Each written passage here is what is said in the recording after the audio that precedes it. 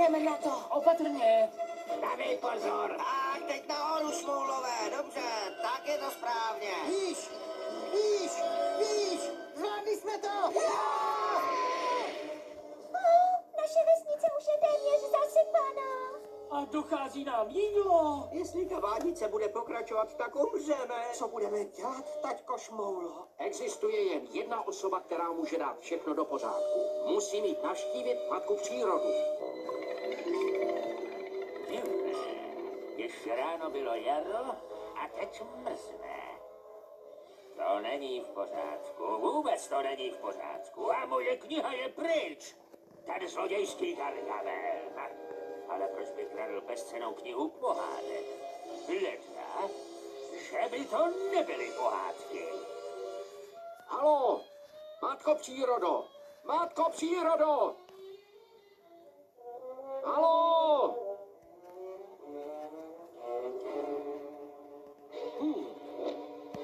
Gargamel! Nemýlíš se, tatko Šmoulo. Opravdu se nemýlíš. Azraeli, chyť ho, chyť ho.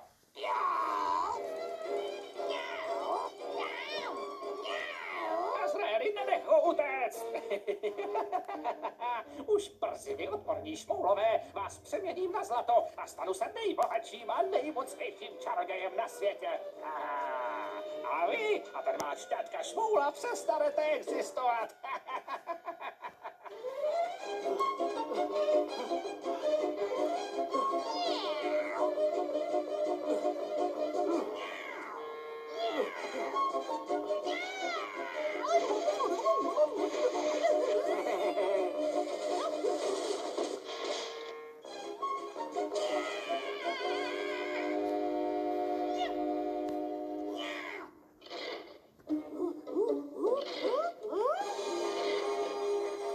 Azraeli, dovol, abych ti představil svého nového přítele.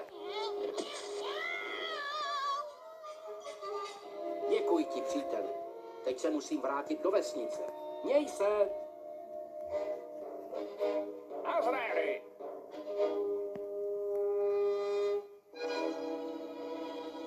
Azraeli. Já nebudu na toho kocoura čekat. 6 šmoulů na uvaření už mám. A pak budu mít zlato. Konečně budu bohatý, nechutně bohatý. Něco usmažím, něco navložím, něco si napařím, něco opeču, něco upeču, že se zlato upařím. Hej! Šmoulové! Šmoulové! Šmoulové! Gargamel unesl matku přírodu. Matku přírodu. A 6 šmoulů. 6 šmoulů. Dokud neosvobodíme matku přírodu, celý les zůstane navždy zamrzlý. Tak na co čekáme? Tak pojďte, a já jdeme, jasně. Gargamel je ale zlý. Ne, Kachňátko, ty tu zůstaneš. Ne, Kachňátko, zůstaň tady. Bude to moc nebezpečné. Ne, zůstaň.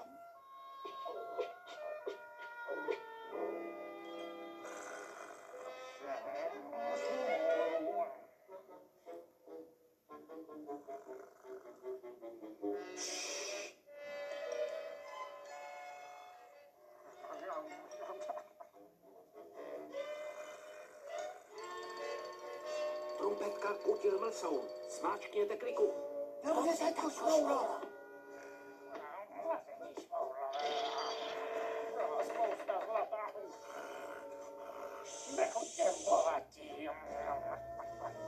Fešáku, hlídej dveře. Ano, taťko Šmoulo. Já, taťka Šmoula. Vydržte. Za chvilku vás všechny vyšmoulíme ven. Takový pěkný Šmoula to tu hlídá. Podívejte se na ty ocelové oči, na tu pevnou čelist a na ty nádherné vousy. Vousy Azrael. A...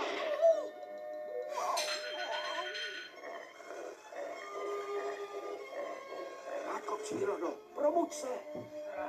Zlatý Šmoula. Zlato ze Šmoulu. Rychle, šmoulové, rychle!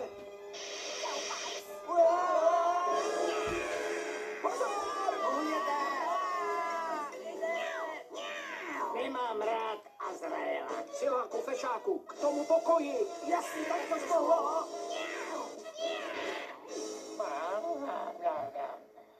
Dobrá práce, šmoul. Onem pryč, dokud to ještě jde. Je to tu příliš nebezpečné.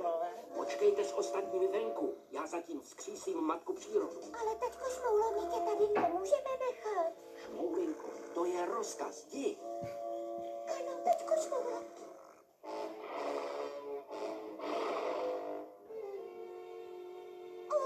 Chudák taťka Šmoulo. Doufám, že bude v pořádku a že se Gargamel neprobudí. Jestli tohle nevzbudí, tak už ji nevzbudí nic. Kachňátku, co ty tady děláš? Podívejte, někdo sem jde. Další člověk. To může být pro taťku Šmoulu pěkný problém. A je to hotové.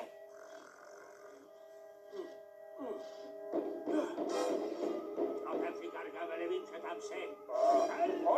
Co se to děje? Co se to děje? Kdo je to? Kdo je to? Kde je moje kniha? Vím, že jsi ji ukradl.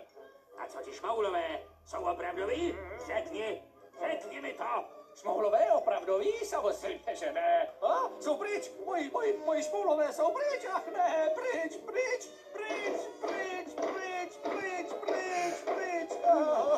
Šmoula. Jsou opravdoví. Taťka Šmoula. Promiň, Gargameli, ale už musím jít. Stůj.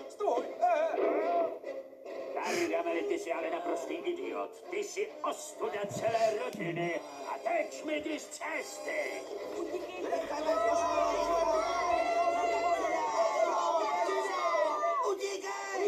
Všechno, co potřebuju na výrobu zlata, je 6 šmoulů.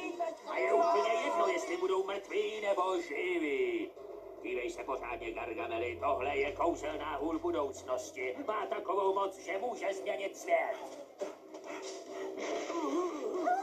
Taťko Šmoulo! Taťko! Kachňátku!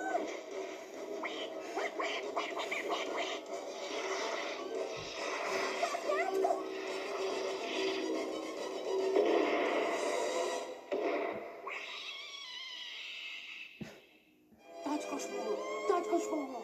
Jsi v pořádku? Ano, jsem v pořádku, šmoulinko, ale kachně takové štěstí nemělo.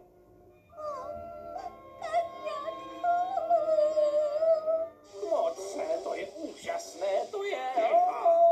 Poslouchejte mě, šmoulové, a poslouchejte mě dobře. Já jsem Baltazar, jsem hlavní čaroděj. 6 z vás se mi teď dá, jestli ne, všichni za to draze zaplatíte. Ano, správně, draze zaplatíte. Tady je naše odpověď, Baltazare. Jo, a tady je zase moje.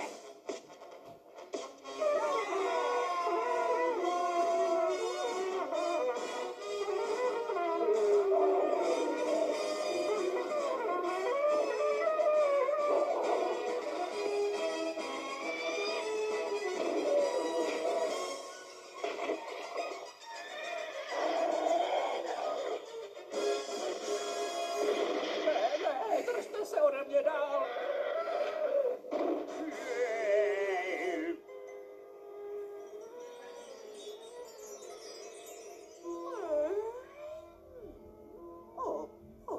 Pane Bože, kde to jsem? Matko přírodo, tohle je Gargamelův dům. Nějakým kouzlem tě uspal, aby mohl zadržet jaro. Chtěl zadržet jaro?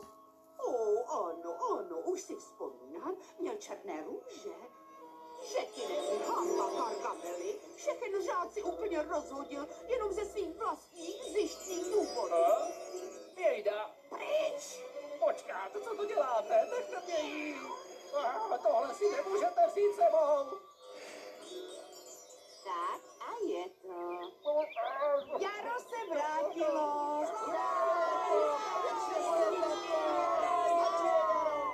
Matko přírodo, můžeš něco udělat pro kachně? Chudáček malý. Ukáž. A je to kachňátko. Tak, bude v pořádku. pořádku, Šmoulínku? Kachňátko. Tak, teď je opravdu proč se radovat.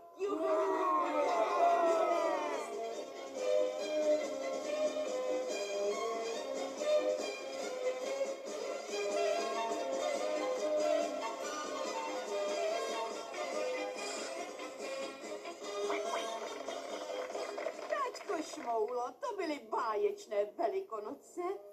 Děkuji ti za všechno. Bylo nám ctí, že jsme ti mohli pomoci. Máš štěstí, taťko Šmoulo, že nejsem o pár set let mladší.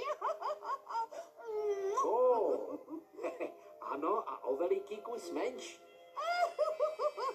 Ano, matko přírodo, to je pro tebe, matko přírodo. Překvapení. Šprývaři ne! Děkuji ti, šprývaři. Jsou nádherné. Naschledanou, veselé Velikonoce. Veselé Velikonoce, matko přírodo.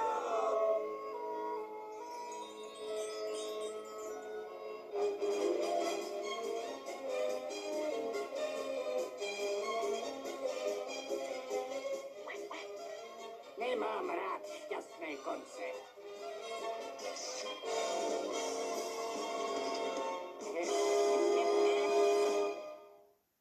V českém znění Oldřich Vlad, Andrea Elsnerová, Zbyšek Pantýček, Josef Dvořák, Jiří Prágr, Pavel Lítek, Jaroslav Kaňkovský, Petr Oliva a další.